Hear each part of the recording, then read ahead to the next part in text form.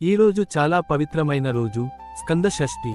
ఈ రోజు సుబ్రహ్మణ్య స్వామి భక్తులకు ప్రత్యేకమైనది. స్కందుడు అంటే పరమశివుని కుమారుడు, దేవసేనాధిపతి, దుష్టశక్తులను సంహరించే దేవుడు. పురాణాల ప్రకారం తారకాసురుడిని సంహరించడానికి శివుడి శక్తి నుంచి స్కందుడు అవతరించాడు. అందుకే ఈ రోజు ఆయనను పూజిస్తే మన జీవితంలో ఉన్న అడ్డంకులు, దోషాలు తొలగిపోతాయి. స్కంద షష్ఠి రోజున ఇలా చేయండి. ఉదయం స్నానం చేసి శుభ్రమైన బట్టలు ధరించండి.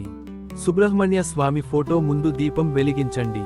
ఓం శరవణభవాయ నమః మంత్రాన్ని 21 లేదా 108 సార్లు జపించండి. అలాగే ఉపవాసం ఉండగలిగితే మరింత మంచి ఫలితం లభిస్తుంది. ఈ రోజు ప్రత్యేకంగా ప్రార్థిస్తే శత్రు బాధలు తగ్గుతాయి, ఆరోగ్యం మెరుగవుతుంది, కోరికలు నెరవేరుతాయి. స్కందస్వామి కృపతో మీ జీవితంలో విజయాలు రావాలి. ఈ పవిత్ర రోజున భక్తితో పూజ చేయండి. ఓం శరవణభవాయ నమః.